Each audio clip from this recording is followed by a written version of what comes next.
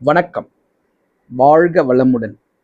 மூவிரு முகங்கள் போற்றி முகம்பொழி கருணை போற்றி ஏவரும் துதிக்க நின்ற ஈராறு தோள் போற்றி காஞ்சி மாவடு வைக்கும் செவ்வேல் மலரடி போற்றி அண்ணான் சேவலும் மயிலும் போற்றி திருக்கைவேல் போற்றி போற்றி வெற்றிவேல் முருகனுக்கு அரோகரா. இந்த வீடியோ பதிவில் நம்ம என்ன பார்க்க போறோம்னா, அதாவது என்ன 13 ஆண்டு காலமா அவருக்கு நல்லாவே தெரியும். ஏன்னா அந்த நண்பர் ஒரு ஒரு நல்ல ஒரு பிஸ்னஸ் பண்ணிட்டு வரார். அந்த பிஸ்னஸ் ஓரியன்டாக நான் அடிக்கடி அவர் பார்க்கக்கூடிய ஒரு வாய்ப்பு அடிக்கடி கிடைக்கும். ஸோ அந்த வகையில் அப்படி ஒரு 13 ஆண்டு காலம் என்னை முழுசாக தெரிஞ்ச ஒரு நபர் ஒரு 4 வருடங்களுக்கு முன்னாடி வீடு கட்டுறார். வீடு கட்டி கிரவுண்ட் ஃப்ளோர் காங்கிரீட் போட்டாச்சு. அதுக்கப்புறம் அவருக்கு ஒரு ஆக்சிடெண்ட்டு. ஒரு 6 மாத காலம் அவரால் நடக்க முடியல. அதுக்கப்புறம் அந்த 6 மாதம் கழித்து தான் அதுக்கப்புறம் அந்த வேலையை மறுபடியும் வீட்டு வேலையை ஸ்டார்ட் பண்ணி மறுபடியும் ஃபஸ்ட் ஃப்ளோர் காங்கிரீட் போட்டு அதுக்கப்புறம் அந்த ஃபஸ்ட் ஃப்ளோர் காங்கிரீட் போட்டு முடிச்சதுக்கப்புறம் அந்த கொத்தனாருக்கும் அந்த நண்பருக்கும் ஒரு பிரச்சனை வந்துடுச்சு. அந்த கொத்தனாரோட கணக்கை முடிச்சுட்டு வேற ஒரு கொத்தனாரோட டீம் வச்சு மீதி இருக்கிற அந்த பிளாஸ்டரிங் ஒர்க்கு, ஃப்ளோரிங் டைல்ஸ் பண்ணுறது, கிரானைட் போடுறது, மற்ற ஒர்க்லாம் வேற ஒரு டீம் ஆஃப் பீப்புள் வச்சு முடிக்கிறாரு. முடிச்சதுக்கப்புறம் ஒரு ஃபேமிலியோட ஒரு கோவில் ட்ரிப்பு போகிறாங்க. போயிட்டு ரிட்டன் வரும்பொழுது அவங்க போன கார் என்னுடைய நண்பர் தான் ஓட்டுறாரு. அந்த கார் ஒரு ஆக்சிடெண்ட் ஆகுது. அதாவது இவங்க போய் மோதல் எதுலேயும் அதை ரிவர்ஸ் எடுத்து வண்டியை டர்ன் பண்ணும்போது அது அந்த டிவைடர் மேலே வண்டியை ஏற்றிட்டு வண்டியோட சேஸ் கொஞ்சம் டேமேஜ் ஆகுது, இன்ஜின் கொஞ்சம் டேமேஜ் ஆகுது. ஸோ அது கிட்டத்தட்ட ஒரு 1 லட்ச ரூபாய்க்கு மேலே செலவு. அவர் அந்த கிரவுண்ட் ஃப்ளோர் காங்கிரீட் போட்டு முடித்த உடனே அவருக்கு ஒரு ஆக்சிடெண்ட்டு. அவருக்கு காலில் அடிப்படுது. ஒரு புல்லட்டில் போயிட்டு கீழே விழுந்து கால் ஃப்ராக்சர் ஆகிட்டு 6 மாதம் நடக்க முடியல அவரால். அது கிட்டத்தட்ட ஒரு 3.5 லட்ச ரூபாய் செலவு பண்ணுறாரு. ஸோ இதெல்லாம் செஞ்சு முடிச்சதுக்கப்புறம் அந்த வீடு கிரகப்பிரவேசம் பண்ணியாச்சு. கிரகப்பிரவேசம் முடிச்சுட்டு ஃபேமிலி ஒரு 3.5 ஆண்டுகள் அந்த வீட்டில் அவங்க ஒரு ஒரு குடித்தனம் பண்ணிகிட்ருக்காங்க, குடும்பம் நடத்துகிறாங்க. கணவன், மனைவி, 2 பசங்க. அந்த நண்பர் என்னை ஒரு 10 நாளைக்கு முன்னாடி என்னை கூப்பிட்றாரு. அதாவது நைட்டு 9:30 மணிக்கு எனக்கு ஃபோன் பண்ணுறாரு. சார் பேசலாமா, தூங்கிட்டிங்களா அப்படின்னு சொல்லி ஆரம்பிக்கிறார். சொல்லுங்கள் சார், நான் இப்போ தான் சாப்பிட போகிறேன் அப்படின்னு சொல்லிட்டு அந்த டைமில் என்னுடைய 2 நண்பர்களோட ஒரு மெஸ்ஸில் போய் சாப்பிட்றதுக்காக ஒரு நண்பர் ரொம்ப வற்புறுத்தினார். வாங்க போய் சாப்பிட்லாம் அப்படின்னு. சரி, அவங்க 2 பேரோட ஒரு மெஸ்ஸில் போய் சாப்பிட்றதுக்கு உட்காந்துட்ருக்கோம் ஆர்டர் பண்ணிவிட்டு. அப்போ அந்த நண்பர் கூப்பிட்றார். பேசலாம் சார், நாங்கள் சாப்பிட போகிறோம், சொல்லுங்கள் என்ன அப்படின்னு கேட்கும்போது, சார் எனக்கு ரொம்ப மனசு கஷ்டமாக இருக்குது. வீட்டில் பிரச்சனையாயிடுச்சு எனக்கும் ஒய்ஃப்க்கும். அவங்க கோச்சிக்கிட்டு அம்மா வீட்டுக்கு போயிட்டாங்க. 1 மாதம் ஆகுது அவங்க போயிட்டு. என்னால் பசங்களை பார்க்காம இருக்க முடியல. போனாலும் பசங்களை காட்ட மாட்டேன்றாங்க அப்படின்னு சொல்லி ரொம்ப வருத்தப்பட்டு எங்கள் வீட்டை பார்க்க முடியுமா அப்படின்றார். நான் என்ன சொல்கிறது, 13 ஆண்டுகளாக என்னை நல்லாவே தெரிந்த நபர் 4 வருஷத்துக்கு முன்னாடி தான் வீடு கட்டுறாரு. கட்டும்போது ஒரு இன்ஜினியர்கிட்ட பிளான் வாங்குறாரு. அதுக்கப்புறம் வீடை கட்டி முடிக்கிறாங்க. வீடு கட்டி முடிக்கிறதுக்குள்ளவே 2 கொத்தனார் வந்தாச்சு. இவருக்கும் ஆக்சிடெண்ட்டு. நிறைய பண விரயமாகுது. அந்த கால் பழைய பொசிஷனுக்கு கால் இல்லை. இப்போ கொஞ்சம் கால் தாங்கி தாங்கி தான் நடக்கிறார். ஸோ இதெல்லாம் நடந்து முடிஞ்சதுக்கப்புறம் இப்போ ஃபேமிலியில் ப்ராப்ளமாக இருக்குது. எனக்கும் ஒய்ஃபுக்கும் சண்டை வந்துக்கிட்டே இருக்குது. நான் அடிச்சிட்டேன் அவங்கள. என்னால் கோவத்தை கண்ட்ரோல் பண்ண முடியல அப்படிலாம் சொல்லி எங்கள் வீட்டை பார்க்க முடியுமா, ரொம்ப கஷ்டமாக ஃபீல் பண்ணுறேன் அப்படின்னாரு. சரி, ஓகே, நோ ப்ராப்ளம், நாளைக்கு வந்து பார்க்குறேன்னு சொல்லிட்டு மறுநாள் போனேன். மறுநாள் போயிட்டு அவர் வீட்டில் தான் இருந்தார். நான் ஒரு 11 மணிக்கு வரேன்னு சொல்லிட்டு அந்த 11 மணிக்கு கரெக்டாக அங்கே போயிட்டேன். போயிட்டு அவர் வீட்டை பார்க்குறேன். 20 அடி அகலம், 50 அடி நீட்டு. இதுதான் அந்த வீட்டோட அளவு. இவர் கம்ப்ளீட்டாக அந்த 20க்கு 50 போட்டு வீடு கட்டியாச்சு. அந்த தெருவுலையே இவங்களுடைய வீடு தான் வந்து உயரமாக இருக்குது. பேஸ் வந்து, அதாவது ரொம்ப வீடு வந்து ஒரு 5 ஸ்டார் ஹோட்டலில் போனால் எப்படி இருக்குமோ அந்த ஃபீலிங் இருந்தது அந்த வீட்டுக்குள்ளே போகும்போது. ஃபுல்லாக கிரானைட் போட்டு ரொம்ப எக்ஸ்ட்ராடினரி ஒர்க்கு நல்லா பண்ணியிருக்காரு. ஒர்க் வந்து ரொம்ப சூப்பராக இருக்குது. அந்த வீடு வந்து அவ்வளோ அழகாக கட்டியிருக்காரு. ஸோ அழகு எப்பவுமே ஆபத்து தானே கொடுக்கும். ஸோ அதன் அடிப்படையில் அந்த வீட்டை வந்து டாப் டு பாட்டம் நம்ம போய் பார்த்துட்டு, முதல்ல வந்து அவருக்கு அந்த வாஸ்துன்னா என்ன, அடிப்படையாக என்னென்ன விஷயம் இருக்கணும் அப்படின்னு சொல்லும் பொழுது அவர் வந்து புரிஞ்சுக்கிட்டார். சார், இதெல்லாம் எனக்கு தெரியாதே சார், தெரிஞ்சுதான் நான் முதல்ல நல்லா கட்டியிருப்பேனே அப்படின்னாரு. நீங்கள் கேட்கணும் சார், தேடணும். இப்போது பசி யாருக்கு இருக்குது, அவங்களுக்காக சாப்பாடு வெயிட் பண்ணுது. ஸோ அந்த வகையில் பசி யார் தேடி போகிறாங்களோ அவங்களுக்கு அந்த சாப்பாடு வந்து உணவாக கிடைச்சி அந்த பசியை ஆற்றுது. ஸோ அந்த வகையில் நீங்கள் தேடிஇருந்தால் உங்களுக்கு கிடைச்சிருக்கும். என்னை வந்து உங்களுக்கு நேற்று தான் தெரியும் கிடையாது, ரொம்ப நாளாகவே தெரியும், ரொம்ப வருஷமாகவே தெரியும். அதனால் நீங்கள் வந்து தேடாமல் விட்டது அது உங்கள் தவறு. அந்த வீட்டை பொறுத்த வரைக்கும் வடக்கு பார்த்த வீடு, வடக்கு தெரு வரைக்கும் வீடு கட்டியாச்சு.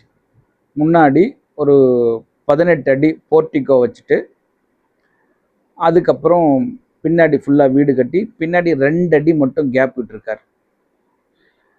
ஃப்ரண்ட்டில் வடக்கு பக்கம் காலி இடம் கிடையாது, ரோடு தான்.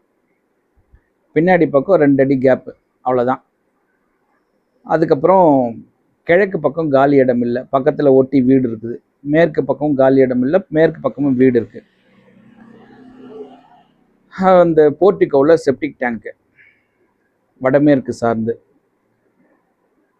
இப்போது அந்த வீட்டோட நுழைவாயில், அந்த நுழைவாயிலை பார்க்கும் பொழுது இந்த மனேடி சாஸ்திரத்தை வச்சு அவங்க வந்து புதன் குரு வாயில் படி வச்சுருக்காங்க. அவர் சொன்னார், நாங்கள் வந்து புதன் குரு வாயில் படி வேணும்னு கேட்டேன், எங்கள் மேஸ்திரி வந்து கரெக்டாக வச்சுட்டாரு அப்படின்னார். ஓகே, புதன் குரு வாயில் படின்னா நீங்கள் பார்த்தீங்கன்னா நம்ம உச்சம் நீச்சம் பார்க்கும்போது அது நீச்ச பகுதியில் போகும். ஓகே, அது இருக்கட்டும். ரெண்டாவது, வீட்டுக்குள்ளே போன உடனே வடக்கு பக்கம் பெரிய ஹாலு. அந்த ஹாலில் அவர் வந்து கிரவுண்ட் ஃப்ளோர், ஃபஸ்ட் ஃப்ளோர் கட்டியிருக்காரு. இந்த 2 ஃப்ளோரும் சேர்த்து ஐ சீலிங், அந்த ஹால் ஃபுல்லாகவே ஐ சீலிங் வச்சு கட்டி ஒரு பிரம்மாண்டமான ஒரு டெக்கரேஷன், அதுக்கு ரொம்ப அழகாக டெக்கரேட் பண்ணி ஒரு சான்லியர் லைட் போட்டிருக்காரு மேலே. பார்க்குறதுக்கே ரொம்ப ஒரு பிரமிப்பாக இருக்குது. அதுக்கப்புறம் உள்ளே போனால் தென்மேற்கில் ஒரு பெட்ரூம் இருக்குது. தென்கிழக்கில் ஆஸ் யூஷுவல் கிச்சன். ரொம்ப எக்ஸ்ட்ராடினரி ஒர்க் பண்ணியிருக்கார் கிச்சன்லாம். அந்த மாடுலர் கிச்சன் ரொம்ப ரொம்ப நல்லா பண்ணியிருக்காரு. அதுக்கப்புறம் ஃபஸ்ட் ஃப்ளோர் போகிறோம். ஃபஸ்ட் ஃப்ளோரில் இவங்களுக்கு பெட்ரூம் வந்து பார்த்திங்கன்னா வடமேற்கு பகுதியில் ஒரு பெரிய பெட்ரூம், பெரிய கட்டில்.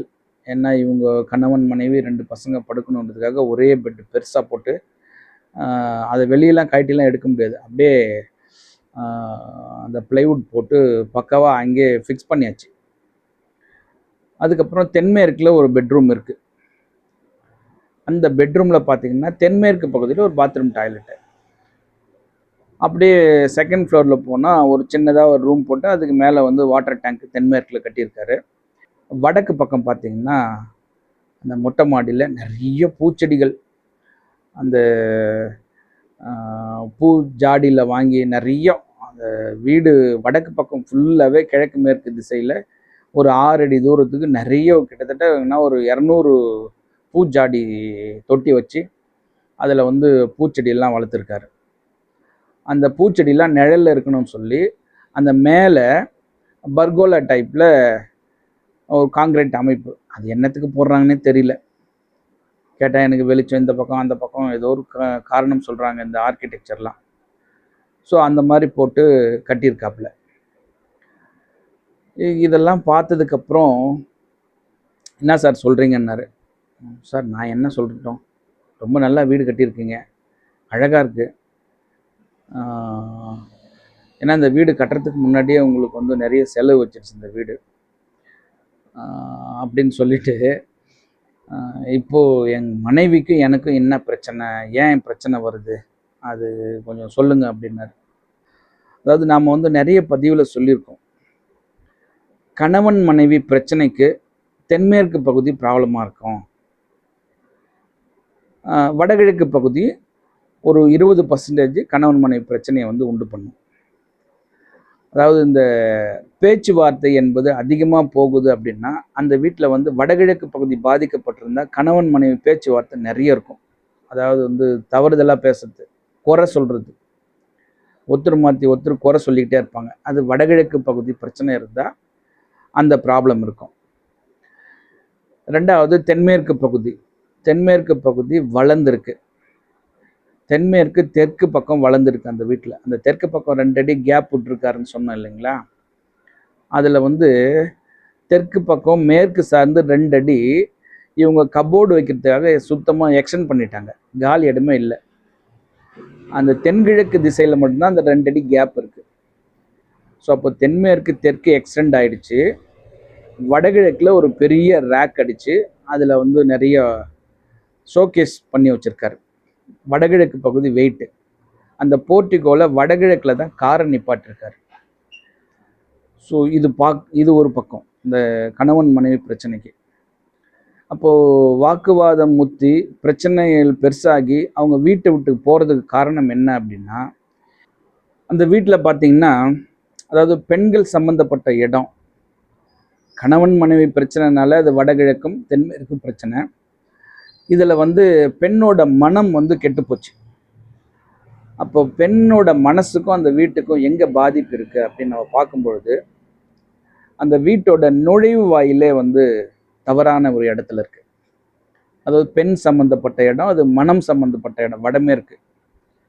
ரெண்டாவது அவங்க படுக்கக்கூடிய பெட்ரூம் பார்த்தீங்கன்னா வடமேற்கு பகுதியில் படுக்கிறாங்க. இந்த வடமேற்கு பகுதி என்ன சொல்லுதுன்னா, அது பெண்கள் சம்மந்தப்பட்ட இடம். ரெண்டாவது மனம் சம்மந்தப்பட்ட இடம், அது ஆணாக இருந்தாலும் சரி பெண்ணாக இருந்தாலும் சரி, மனம் அங்கே வந்து பிரச்சனைக்குரிய, அங்கே வந்து மனம் வந்து கெட்டு போகும். அந்த வடமேற்கு பகுதியில் யார் வந்து தொடர்ந்து ஒரு 3 மாதம் அந்த வீட்டில் அந்த இடத்துல படுக்கிறாங்களோ, அந்த அறையை வந்து அவங்க பயன்படுத்துகிறாங்களோ, அதுக்கப்புறம் அவங்களுக்கு அந்த அறையில் இருக்கணுன்ற எண்ணம் வராது. ஏன்னா அந்த மனம் ஆகப்பட்டது கெட்டு போனதுக்கப்புறம் நாம் இனிமேல் இங்கே இருக்கக்கூடாது, வெளியில் தான் போகணும் அப்படின்ற ஒரு எண்ணத்தை அவங்களுக்கு உண்டு பண்ணும். அந்த வீட்டோட நுழைவாயில் தவறான நுழைவாயில், அவங்க படுத்திருக்கக்கூடிய இடம் வந்து தவறான இடம், அது வெளியேற்றக்கூடிய இடம், அது மனசை மாற்றி வெளியேற்றக்கூடிய இடம். மூன்றாவது வடகிழக்கு ஒரு கார் நிப்பாட்டி ஒரு மிகப்பெரிய வெயிட்டு, அப்படியே ஹாலில் பார்த்தீங்கன்னா வடகிழக்கில் ஒரு பெரிய ஷோகேஸ் பண்ணி நிறைய பொம்மையெல்லாம் வச்சுருக்காரு.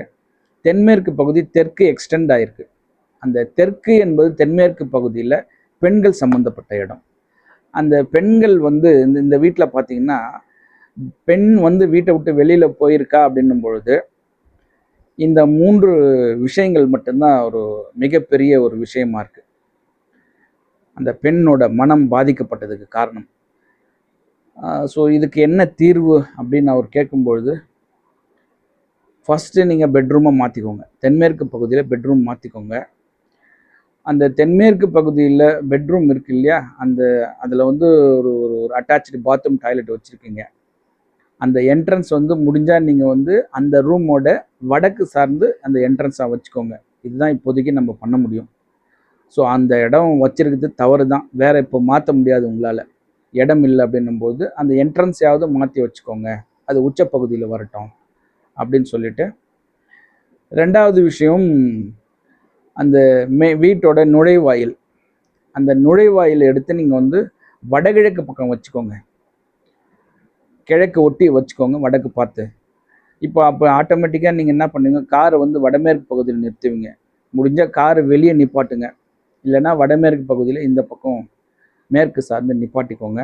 அதுக்கேற்ற மாதிரி நீங்கள் அந்த கேட்டோட அமைப்பெல்லாம் மாற்றிக்கோங்க, என்ட்ரன்ஸ் மாற்றுங்க. அந்த வடகிழக்கு பகுதியில் இருக்கக்கூடிய அந்த ஹாலில் ஒரு பெரிய ஷோகேஸ், அதை பிரித்து ரோட்டில் போட்டுருங்க. யாருன்னா எடுத்துகிட்டு போட்டோம், அது உங்களுக்கு வேண்டாம். ஏன்னா வேறு எங்கேயும் வைக்கிறதுக்கு இடம் இல்லை. இந்த ஷோகேஸ் என்ற விஷயமே பார்த்தீங்கன்னா மிகப்பெரிய ஒரு நெகட்டிவிட்டியை கிரியேட் பண்ணுது. என்ன அப்படின்னா, அதில் வாங்கி பொருட்கள் நம்ம வந்து வச்சுட்டோம்னா அழகாக இருக்குது அப்படின்னு அதை நம்ம வந்து திறக்க மாட்டோம், அதை நவுத்தியே வைக்க மாட்டோம். அது வந்து ஸ்டாண்டர்டாக ஒரே இடத்துல இருக்கும். அப்போ எந்த பொருள் வந்து 48 நாள் ஒரே இடத்துல ஸ்டாண்டர்டாக இருக்கோ, அதுக்கப்புறம் அது நெகட்டிவிட்டியை கிரியேட் பண்ண ஆரம்பிச்சிடும். அது நீங்கள் எந்த திசையில் வச்சாலும் சரி. ஸோ அதனால் இந்த ஷோகேஸ் விஷயம் என்பது வீட்டில் வந்து தவிர்க்கப்பட வேண்டிய ஒரு விஷயம். அப்படி நீங்கள் வைக்கிறீங்கன்னா ஒரு மாதத்துக்கு ஒரு முறை அதை எடுத்து தொடச்சி இந்த பக்கம் அந்த பக்கம் மாற்றி மாற்றி வச்சிங்கன்னா அது ஓகே தான். இல்லைன்னா நான் துடைக்கலாம் மாட்டேன் அப்படின்னா ஷோகேஸ் வந்து வைக்காதீங்க வீட்டில். அதனால் வந்த பிரச்சனை தான் இந்த வீட்டில் நிறைய. ஸோ அதுக்கப்புறம் அந்த நண்பர் வந்து ஒத்துக்கிட்டார், சரி நான் இதெல்லாம் பண்ணுறேன் அப்படின்னு சொல்லியிருக்காரு. அதுக்கப்புறம் கடைசியாக ஒரு விஷயம் வந்தோன்னா, அந்த ஹை சீலிங் வந்து எங்கே இருக்கலாம்னா தென்மேற்கு பகுதியில், வீட்டோட தென்மேற்கு பகுதியில் ஹை சீலிங் இருக்கலாம், வடகிழக்கு பகுதியில் ஹை சீலிங் வரக்கூடாது. இந்த ஹை சீலிங் தான் வந்து அவருடைய பண நஷ்டத்தை உண்டு பண்ணுச்சு. எப்படின்னா அவருக்கு ஆக்சிடென்ட் கிரியேட் பண்ணி 2 ஆக்சிடென்ட்டு, வீடு கட்டும்போதே ஒரு ஆக்சிடென்ட், கட்டி முடிச்சதுக்கப்புறம் ஒரு ஆக்சிடென்ட், கிட்டத்தட்ட 4.5 லட்ச ரூபாய் செலவு நஷ்டம். இந்த ஹை சீலிங் வைக்கிறவங்க எல்லாருமே நஷ்டப்படுவாங்க. இதுதான் வந்து அந்த ஹை சீலிங்கோட ஒரு ரகசியம்னு சொல்லலாம். நீங்கள் ஹை சீலிங் வச்சிங்கன்னா நிச்சயமாக நஷ்டம் உண்டு. ஸோ அந்த நண்பர்கிட்ட நான் சொன்னேன், கடைசியாக நீங்கள் வந்து இந்த சீலிங் வந்து ஹை சீலிங் வேண்டாம், இதை வந்து ஒரு இரும்பு ராடை வச்சு நீங்கள் மறுபடியும் அந்த சென்ட்ரிங்லாம் அடித்து காங்கிரீட் போட்டு இதை க்ளோஸ் பண்ணிக்கோங்க, படி ஏறத்துக்கு மட்டும் வச்சுக்கோங்க. படி ஏறது தவறான இடம் தான், இருந்தாலும் பரவாயில்லை, அது கொஞ்சம் அக்செப்ட் பண்ணிக்கலாம். அது கொஞ்சம் தெற்கு மேற்கு சார்ந்து தான் இருக்குது. ஸோ வேறு வழியில் இப்போ நம்ம மாற்ற முடியாது, படியெலாம் மாற்றினா ரொம்ப செலவாகும், நீங்கள் நல்லா பண்ணி வச்சுருக்கீங்க, அது பரவாயில்ல இருக்கட்டும், இந்த ஹை சீலிங்கை மட்டும் மூடிடுங்க. அதுக்கப்புறம் உங்களுக்கு வந்து வீண் விரைய செலவுகள்லாம் வராது. இதெல்லாம் பண்ணிவிட்டு உங்களுடைய குலதெய்வ கோவிலுக்கு போய் நீங்கள் ஒரு முறை தரிசனம் பண்ணிவிட்டு முடிஞ்சால் திருச்செந்தூர் போங்க, போயிட்டு வாங்க. அதுக்கப்புறம் உங்கள் மனைவி நீங்கள் போய் கூப்பிட்டிங்கன்னா வந்துடுவாங்க அப்படின்னு சொன்னேன்.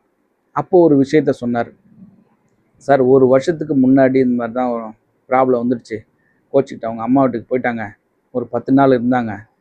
அதுக்கப்புறம் நான் வந்து 10 நாள் பொறுத்து திருச்செந்தூர் போயிட்டு முருகரை தரிசனம் பண்ணிட்டு வந்து நான் போய் கூப்பிட்டா வந்துட்டாங்க அப்படின்னு சொன்னார். அதை தான் இப்போ நம்மளும் சொல்லியிருக்கோம், நீங்கள் இதெல்லாம் குலதெய்வம் கோயிலுக்கு போயிட்டு வாங்க, ஒரு முறை திருச்செந்தூர் முருகனை போய் தரிசனம் பண்ணிட்டு வாங்க, நிச்சயமாக உங்கள் மனைவி வந்துடுவாங்க. ஏன்னா இந்த பெட்டெல்லாம் தூக்கி தென்மேற்கு பகுதியில் போடுங்க, அவங்க மனம் மாறி வந்துடுவாங்க அப்படின்னு சொல்லியிருக்கோம். அவர் அப்போவே ஒரு கார்பெண்டருக்கு ஃபோன் பண்ணி வர சொல்லி அந்த பெட்டை வந்து எனக்கு கைட்டு இந்த பக்கம் மாற்றி கொடுத்துருங்கன்னு சொல்லிட்டு காமிச்சிட்டாரு. ஸோ ஒரு நல்ல ஒரு அறிகுறியாக தான் நான் பார்க்குறேன். காரணம் என்னென்னா, கூப்பிட்டாங்கன்னா அந்த ஒர்க்கர்லாம் வரமாட்டாங்க அவ்வளோ சீக்கிரம். ஆனால் அவர் வந்து ஃபோன் பண்ண அடுத்த ஒரு 5 நிமிஷத்துலேயே வந்துட்டார். வந்து சரி நான் பிரித்து கொடுத்துட்றேன், இடம்லாம் கரெக்டாக இருக்குது, அதெல்லாம் மெஷர் பண்ணி பார்த்துட்டு இடம்லாம் கரெக்டாக இருக்குது அப்படின்னாரு. ஸோ இதெல்லாம் தேவையா? ஒரு 4.5 லட்ச ரூபாய் செலவு, கணவன் மனைவி பிரச்சனை அடிக்கடி வந்துக்கிட்டே இருக்குது. இதெல்லாம் வந்து தவிர்க்கணும்னா நம்ம முதல்லையே வந்து பர்ஃபெக்டாக வீட்டை வந்து பிளான் பண்ணி 4 பக்கமும் காலி இடம் விட்டு ஒரு சிறுக கட்டி பெருக ஒரு வாழ்க்கை வாழணும். அப்படின்னும் பொழுது நீங்கள் முதல்லையே பிளான் பண்ணுங்கள் வீட்டை. ஒரு நல்ல ஆட்களை கூப்பிட்டு எந்த பக்கம் எவ்வளோ கேப் விடணும், எது எது எங்கெங்கே வைக்கணும், முதல்ல இந்த இடத்துல வீடு கட்டலாமா, கட்டினா எங்களுடைய வாழ்க்கை தரம் எப்படி இருக்கும், ஏன்னா தெருவில் வந்து கார்னர் வீடும் இருக்குது, மத்திய வீடும் இருக்குது, கடைசி வீடும் இருக்குது. ஸோ அதில் வந்து நல்ல இடத்துல நம்ம கட்டலாமா, இல்லை தவறான இடமா இது, முதல்ல அதை நம்ம வந்து தெளிவுபடுத்திக்கிட்டு அதுக்கப்புறம் நம்ம வீட்டை கட்டி அந்த வீட்டில் நம்ம குடி போகும்பொழுது அந்த வீட்டில் யார் போனாலும் சரி ஒரு ஆரோக்கியமான, மன நிம்மதியான, மகிழ்ச்சியான வாழ்க்கை வாழ முடியும். ஸோ அந்த நண்பருக்கு நம்ம சொல்லிட்டு வந்திருக்கோம், செய்கிறேன்னு சொல்லியிருக்காரு. அப்படி செஞ்சாருன்னா நிச்சயமாக அவரோட குடும்பத்தோட, குழந்தைகளோட ஒரு ஒற்றுமையாக, சந்தோஷமாக, ஒரு மனநிறைவான வாழ்க்கையை வாழ்வார். அதுக்கு அந்த திருச்செந்தூர் முருகரும் அவங்க குலதெய்வமும் நிச்சயமாக அருள் கொடுப்பாங்க. நாமளும் வேண்டிப்போம் அவங்க நல்ல வாழ்க்கை வாழணும்னு சொல்லிட்டு. இந்த அற்புதமான தகவலை கொடுக்க உதவிய இந்த பிரபஞ்சத்திற்கு என் மனமார்ந்த நன்றி. மீண்டும் அற்புதமான வாஸ்து தகவலோடு சந்திக்கின்றேன். ஆறிரு தடந்தோள் வாழ்க, ஆறு முகம் வாழ்க, வெப்பை கூர்சை தனிவேல் வாழ்க, குக்குடம் வாழ்க, செவ்வேள் எறிய மஞ்சை வாழ்க, யானை தன் அணங்கு வாழ்க, மாறிலா வள்ளி வாழ்க, வாழ்க சீர் அடியார் எல்லாம், வெற்றிவேல் முருகனுக்கு அரோகரா. வணக்கம். வாழ்க வளமுடன், எல்லாம் செயல்கூடும்.